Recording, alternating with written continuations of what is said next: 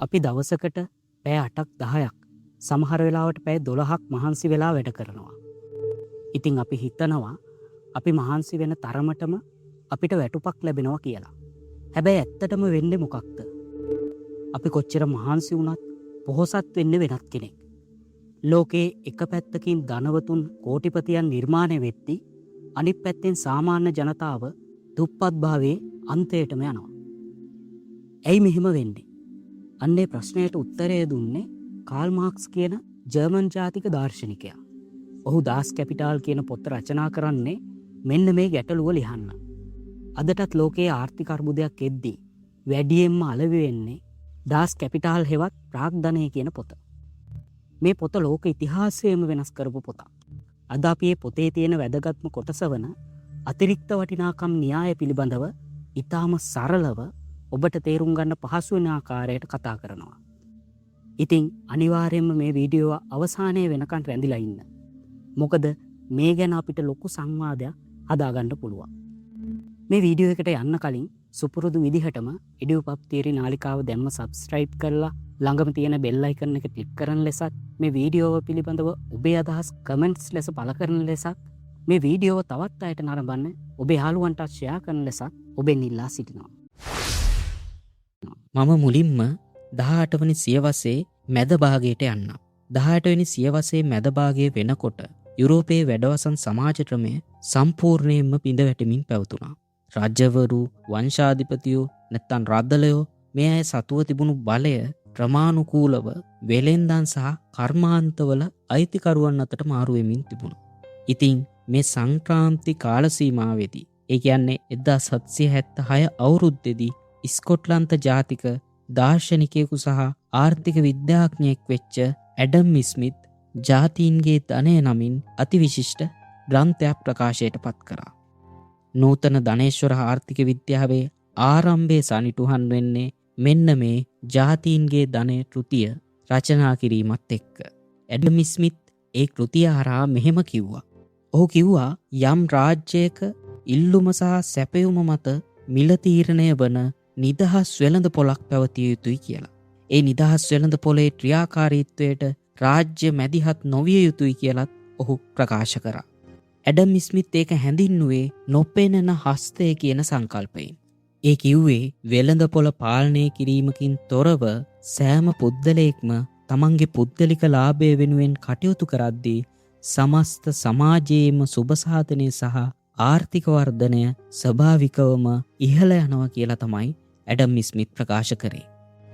සරලවම කිව්වොත් ඔබ ඔබේ ආර්ථිකය වෙනුවෙන් වැඩ කරන්න, එහෙම හැමෝම තමන්ගේ ආර්ථිකය වෙනුවෙන් වැඩ කරන්න උත්සාහ කරද්දී සමස්ත සමාජයේම ආර්ථිකය ඉදිරියට යනවා. ඉතින් ඒකෙදි කර්මාන්ත හිමියා ලාභ ලබන එකත් කම්කරුවාට වැටුප් හම්බෙන එකත් මේ දෙකම හරියටම සිද්ධ වෙනවා කියලා.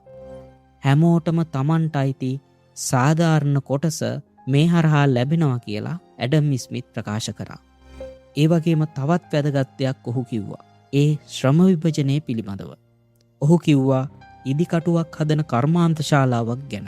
එක පුද්ගලයේ තනියම ඉදිකටුවක් හදනවට වඩා ඉදිකටුව හදන ක්‍රියාවලිය කොටස් වලට බෙදලා හැමෝටම වෙන වෙනම කොටසක් දුන්නොත් ඒ නිෂ්පාදනය 100,000 ගුණයකින් වේගවත් වෙනවා කියලා.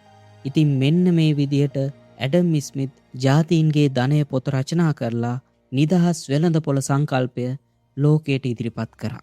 හැබැයි මේ ඉදිරිපත් කරපු නිදහස් වෙළඳ පොළ සංකල්පය නැත්තම් ධනේශ්වර ආර්ථික විද්‍යාව පිළිබඳව ප්‍රශ්න කරන්න පටන් ගත්තේ 19 වෙනි සියවසේදී.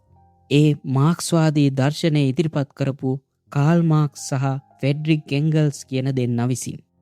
19 වෙනි සියවස කියන්නේ ධනවාදයේ උච්චතම අවස්ථාවට පත්වෙමින් තිබුණු කාලයක්. කාල් මාක්ස් දැක්කා කර්මාන්ත ශාලා හිමියන් අතිවිශාල ධනයක් රැස් කරගන්නවා. නමුත් ඒ කම්හල්වල දවස් ගණනාවක් තිස්සේ දහඩිය හලපු කම්කරුවෝ හැමදාමත් දුප්පතුන් විදියට ජීවත් වෙනවා. මෙන්න මේවා දකිද්දී කාල් මාක්ස්ගේ මනසට ප්‍රශ්න කිහිපයක් මතුවුණා. ධනපතියා කිසිම භෞතික ශ්‍රමයක් වැය කරන්නේ නැතුව හැමදාම තව තවත් ධනවත් වෙන්නේ කොහොමද? නිෂ්පාදනය කරන භාණ්ඩයක සැබෑ වටිනාකම තීරණය වෙන්නේ මොකක් මතද? කර්මාන්ත ශාලාවක වැඩ කරන කම්කරුවට වැටුපක් ලැබෙනවා නම් ඇයි ධනපතියට ලාභයකුත් ලැබෙන්නේ? මෙන්න මේ ප්‍රශ්නවලට උත්තර හොයන්න කාල් මාක්ස් අවුරුදු 30ක් බ්‍රිතාන්‍ය කෞතුකාගාරයේ පුස්තකාලයේ ඉඳන් ආර්ථික විද්‍යාව, දර්ශනය සහ ඉතිහාසය පිළිබඳව සිය ගණනාවක් වූ පොත් කියෙව්වා. අනිනේකේ ප්‍රතිඵලය තමයි 1867 දී ප්‍රකාශයට පත් වුණු දාස් කැපිටල් හෙවත් ප්‍රාග්ධනය කියන පොත. මාක්ස් මේ ප්‍රාග්ධනය පොතේ මුලින්ම කතා කරන්නේ භාණ්ඩයක වටිනාකම තීරණය වෙන්නේ කොහොමද කියන කාරණය. ඔහු කියනවා භාණ්ඩයක වටිනාකම තීරණය කරන්නේ ශ්‍රම කාලය මත කියලා. ඒ කියන්නේ යන්ත්‍ර සූත්‍ර හෝ අමුද්‍රව්‍ය විසින් විතරක් භාණ්ඩයක වටිනාකම තීරණය වෙන්නේ නැහැ. භාණ්ඩයකට වටිනාකම එකතු කරන්නේ මිනිස් ශ්‍රමය පමණයි කියලා. හරි. දැන් අපි බලමු මේ මාක්ස් හෙළිදරව් කරපු කම්කරුවාගේ ශ්‍රමයේ සූරාකෑම සිද්ධ වෙන්නේ කොහොමද කියලා. මාක්ස් කියනවා භාණ්ඩයක් නිෂ්පාදනය කරන්න යද්දී ඒ වියදම ගණනය කරද්දී ඒක කොටස් 3කට බෙදලා ගණනය කරන්න පුළුවන් කියලා. පළවෙනි එක තමයි ස්ථාවර ප්‍රාග්ධනය. දෙවෙනි එක විචල්්‍ය ප්‍රාග්ධනය. තුන්වෙනි එක අතිරික්ත වටිනාකම. ස්ථාවර ප්‍රාග්ධනය කියලා කියන්නේ භාණ්ඩයක් නිෂ්පාදනය කරද්දී අවශ්‍ය වන නිෂ්පාදන මාධ්‍යයන්. කර්මාන්ත ශාලාව, යන්ත්‍ර සූත්‍ර, අමුද්‍රව්‍ය මේ જાතියේ සියල්ලගම එකතුවට තමයි ස්ථාවර ප්‍රාග්ධනය කියලා කාල් මාක්ස් හැඳින්වුවේ. මේ ස්ථාවර ප්‍රාග්ධනයට අලුත් වටිනාකම් හදන්න පුළුවන් කමක් නැහැ කියලා කාල් මාක්ස් ඉදිරිපත් කරා. ඒ වගේම විචල්්‍ය ප්‍රාග්ධනය කියන්නේ කම්කරුවාට ගෙවන වැටුප. කම්කරුවාගේ ශ්‍රමය කියන්නේ ස්ථාවර ප්‍රාග්ධනය නැති. එහෙම නැත්නම් කර්මාන්ත ශාලාව, යන්ත්‍ර සූත්‍ර, අමුද්‍රව්‍ය වලට බැරි අලුත් වටිනාකමක් හදන්න පුළුවන් හැකියාවක් තියෙන දෙයක්. ඉතින් අතිරික්ත වටිනාකම කියලා කියන්නේ කම්කරුවා භාණ්ඩයක් නිෂ්පාදනය කරද්දී ධනපතියා තමන්ගේ ලාභයේ විදිහට තමන්ගේ සාක්කුවට දාගන්න මුදලට. දැන් අපි මේක තවදුරටත් පැහැදිලි වෙන්න මහා පරිමාණ ඇඟලුම් කර්මාන්ත ශාලාවක උදාහරණයකින් තේරුම් ගමු. හිතන්න ඔයා මහා පරිමාණ ඇඟලුම් කර්මාන්ත ශාලාවක ඇඳුම් මහන කම්කරුවෙක් කියලා. නවීන ඇඳුම් කර්මාන්ත ශාලාවක ඇඳුම් මැසීමේ කටයුතු බෙදාගෙන කරන නිසා එක් සේවකයෙකුට උසස් තත්ත්වයේ ඩෙනිම් 100ක් විතර මෙහීමේ හැකියාව තිබෙනවා. කර්මාන්ත ශාලාවේ හිමිකරුවා ඒ කර්මාන්ත ශාලාව තුලින් එක ඩෙනිමක් විකුණන්නේ රුපියල් 1000ක් වගේ මිලකට කියලා අපි ඊටාම අවමගයකට යමු. එතකොට ඔයා දවසකට මහන අර ඇඳුම් 100 සම්පූර්ණ වෙළඳපොළ වටිනාකම වෙන්නේ රුපියල් ලක්ෂයක්.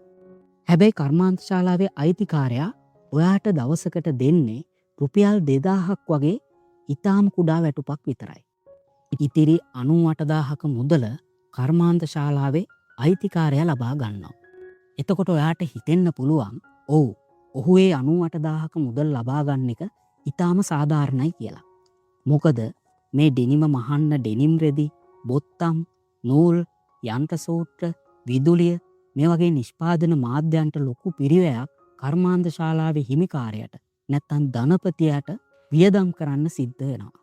ඒක වියදම් කරන්නෙත් ඒකේ අයිතිකාරයා විසින්ම තමයි. ඇත්තටම මේ වියදම කාල් මාක්ස් ප්‍රතික්ෂේප කරන්නේ නැහැ.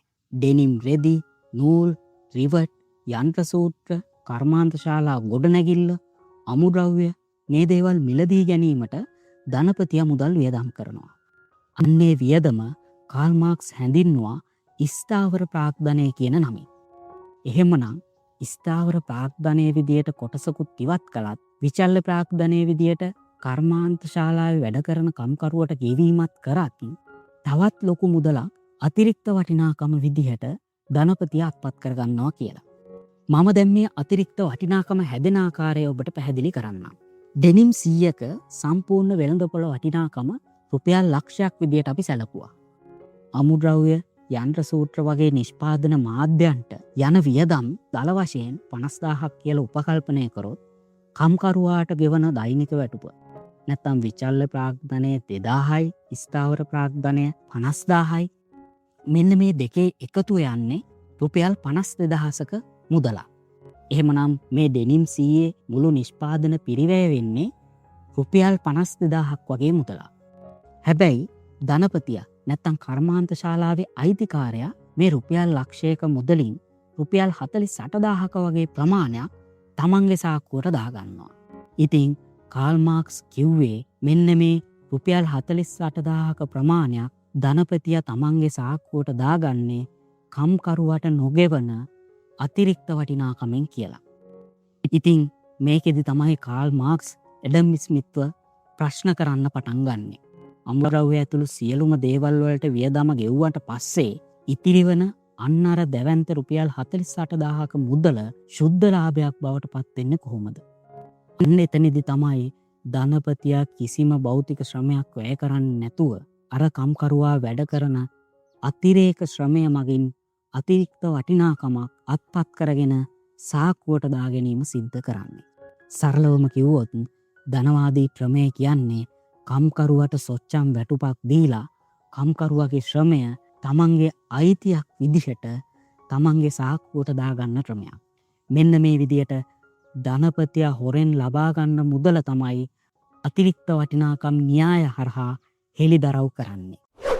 ඉතින් ධනේශ්වර ආර්ථික විද්‍යාව සහ ධනවාදී ආර්ථික විද්‍යාඥයෝ මාක්ස් ඉදිරිපත් කරපු අතිරික්ත වටිනාකම් න්‍යාය පිළිගත්තේ නැහැ. ඔවුන් ඒ වෙනුවෙන් ධනවාදී ආර්ථික විද්‍යාව සාධාරණීකරණය කරන්න ප්‍රධාන ප්‍රතිතර්ක 3ක් ඉදිරිපත් කරා. මම ඒ 3 ගැනත් කෙටියෙන් කතා කරන්න. පළමු ප්‍රතිතර්කය තමයි කර්මාන්තයක් පටන් ගනිද්දී ඒකේ අවදානම ගන්නේ ධනපතියා වීම. කම්කරුවා උදේට ඇවිත් පැයටක් වැඩ කරලා හවසට ගෙදර යනවා. කම්කරුවාට කිසිම මූල්‍යමය අවදානමක් ඇත්තේ නැහැ. හැබැයි බැංකු වලින් ලක්ෂ ගණන් ණය අරගෙන කම්හල් ඉදි කරලා යන්ත්‍ර සූත්‍ර ගෙනල්ලා අමුද්‍රව්‍ය මිලදී අරගෙන ව්‍යාපාරයක් කරද්දී ඒක බංකොලොත් වුණොත් ඒ දැවැන්ත අවදානම අරගන්නේ කර්මාන්ත ශාලාවේ අයිතිකාරයා නැත්තම් ධනපතියා විසින්. එතකොට ඔහුට ලාභයක් ලැබෙන්න ඕන කියලා ධනේශ්වර ආර්ථික විද්‍යාඥයෝ තර්ක කරා. මේකට කාල් මාක්ස් හරි අපූර්ව උත්තරයක් දුන්නා. කාල් මාක්ස් කියනවා කර්මාන්ත ශාලාවක තියෙන යන්ත්‍ර සූත්‍ර නැත්තම් අමුද්‍රව්‍ය වලට අලුතින් වටිනාකමක් මොවන්න බෑ. සරලවම කිව්වොත් යන්ත්‍ර සූත්‍ර අමුද්‍රව්‍ය නිකම්ම තිබුණට දෙනිමක් මහන්න බෑ. ඒ නිසා අමුද්‍රව්‍ය යන්ත්‍ර සූත්‍ර වලට අලුත් වටිනාකමක් එකතු කරන්නේ කම්කරුවාගේ ශ්‍රමය විසින් නැත්තම් කම්කරුවට තියෙන ශ්‍රම ශක්තිය විසින්. ඉතින් මේ ශ්‍රම ශක්තිය හින්දා තමයි කම්කරුවා අලංකාර ඩෙනිමක් නිර්මාණය කරන්නේ. ඒ වගේම ධනේශ්වර ආර්ථික විද්‍යාඥයෝ කියපු අවදානම ගන්න සිද්ධ වෙලා තියෙන්නේ ඇයි? ඒක සිද්ධ වෙලා තියෙන්නේ නිදහස් වෙළඳපොළ ආර්ථිකයක් ගෙනාපු නිසා වෙළඳපොළ තුළ තරඟකාරීත්වයක් නිර්මාණය කිරීම හින්දා. ධනපතියෝ වැඩි වැඩියෙන් ලාභ හොයන්න උත්සාහ කරද්දි තමයි මෙන්න මේ අවදානම නිර්මාණය වෙන්නේ. ඉතින් මේ අවදානම හදන්නෙත් ධනවාදී ආර්ථික ක්‍රමය විසින්මයි කියලා කාල් මාක්ස් තර්ක කරා.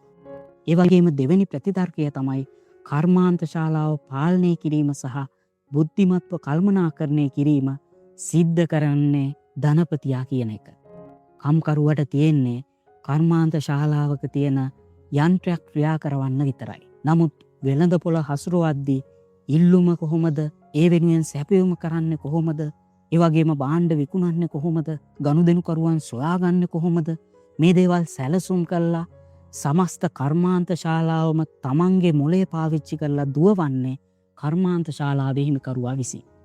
ඒ නිසා තමන් යොදවන බුද්ධිමය ශ්‍රමය වෙනුවෙන් මේ ලාභය ගන්න කියලත් ධනේශ්වර ආර්ථික විද්‍යාඥයෝ තර්ක කරා.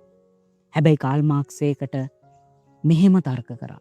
කාල් මාක්ස් කිව්වා ඒ කාර්යය කියන්නේ කර්මාන්ත ශාලාවක ඉන්න කළමනාකරුවෙකුගේ කාර්යයක් කියලා. එහෙමනම් කර්මාන්ත ශාලාවේ කළමනාකාරීත්වය ගන්න කෙනාට ලබා දිය යුතු වැටුප ගෙවීම මිසක් ඒ ලාභය ඒ වෙනුවෙන් අත්පත් කර ගැනීම සාධාරණ ක්‍රමයක් නෙමෙයි කියලා කාල් මාක්ස් තර්ක කරා. ඒ නිසා ඒ වෙනුවෙන් ඕන්නම් වැටුපක් දීම සාධාරණීකරණය කරත් කාල් මාක්ස් කිව්වා ඒ සමස්ත ලාභය ලබා ගැනීම අතිරික්ත වටිනාකම සූරා කෑමට ඉදිරිපත් කරන තර්කයක් කියලා. ඒ වගේම තුන්වෙනි ප්‍රතිතර්කය තමයි කම්කරුවාට බාධාවකින් තොරව ස්ථාවර වැටුපක් ලැබීම. ව්‍යාපාරේ පාඩු ලැබුවත් දෙනිම් අලවි නොවේ ගබඩාවල පිරී තිබුණත් කම්කරුවාට දෛනිකව හෝ මාසික වැටුප් නියමිත පරිදි ගෙවීම සිද්ධ කරනවා. ඉතින් වෙළඳ පොලේ සියලුම පාඩු සහ අවදානම් භාරගන්න කර්මාන්ත ශාලාවේ හිමිකරුවා ලාභයේ වැඩි අයිතියක් ලැබෙන්න ඕන ඔහුට කියලා ධනේශ්වර ආර්ථික විද්‍යාඥයෝ තර්ක කරා.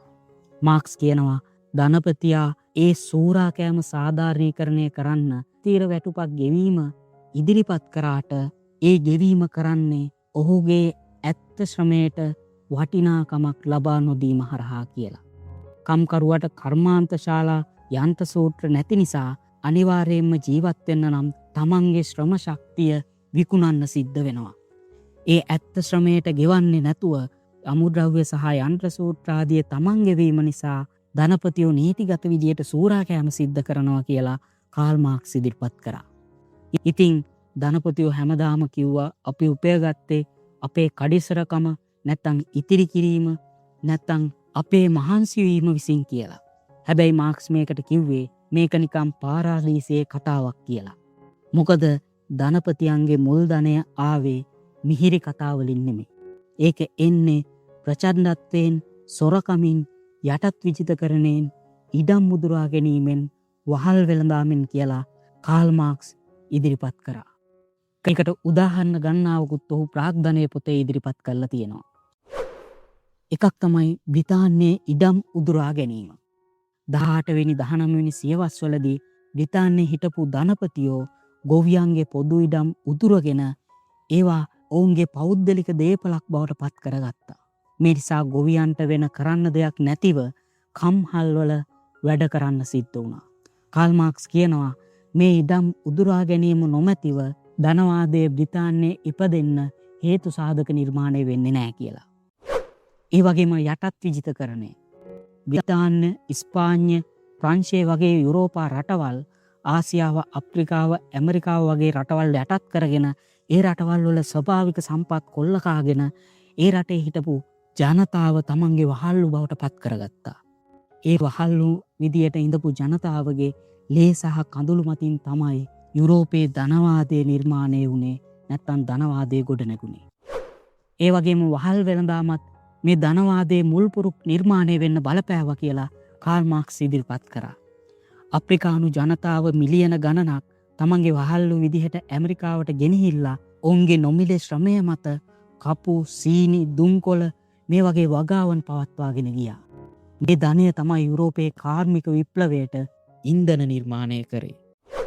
එහෙමනම් මේ ධනවාදය දිගටම පවතිනවද? කාල් මාක්ස් කිව්වා ධනවාදය දිගටම පවතින්නේ නැහැ කියලා. ධනවාදය අනිවාර්යෙන්ම විනාශ වෙලා යනවා. කාල් මාක්ස් එහෙම කිව්වේ කොහොමද? ඒකට බලපාන හේතු කිහිපයක් තියෙනවා. එකක් තමයි ධනවාදය තුල ධනය ටික දෙනෙක් අතර සංකේන්ද්‍රණය වීම. ධනවාදයේ තියෙන ප්‍රධාන ලක්ෂණයක් තමයි වෙළඳපොළ තරඟකාරීත්වය. ධනපති පන්තිය හැම වෙලාවෙම උත්සාහ කරන්නේ වැඩිපුර ලාභයක්වත් පත් කරගන්න. ඉතින් ඒ ක්‍රියාවලිය යද්දි සිද්ධ වෙන දේ තමයි වැඩියෙන් ලාභ ගන්න නම් කම්කරුවාගේ ලාභය අඩු කරන්න සිද්ධ වෙනවා. එතකොට කම්කරුවාගේ ලාභය අඩු කරද්දී කම්කරුවාගේ බඩු මිල දී ගැනීමේ හැකියාව ෂය වෙලා යනවා. නැත්තම් නැති වෙලා යනවා. එහෙම බඩු මිල දී ගැනීමේ හැකියාව නැති වෙද්දි මොකක්ද වෙන්නේ? කර්මාන්ත ශාලාවේ නිෂ්පාදනය කරන භාණ්ඩ විකුණ ගන්න හැකියාවක් ලැබෙන්නේ නැහැ. ඉතින් ඒක විසින්ම මොකද වෙන්නේ? කර්මාන්ත ශාලාවල් වැසිලා යනවා. ආර්ථික අර්බුද නිර්මාණය වෙනවා.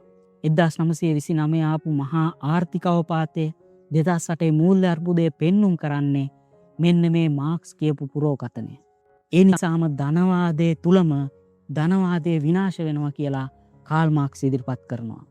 ඒ වගේම යන්ත්‍ර වැඩි වෙන තරමටම ලාභය අඩු වෙනවා කියන එකත් කාල් මාක්ස් ඉදිරිපත් කරා.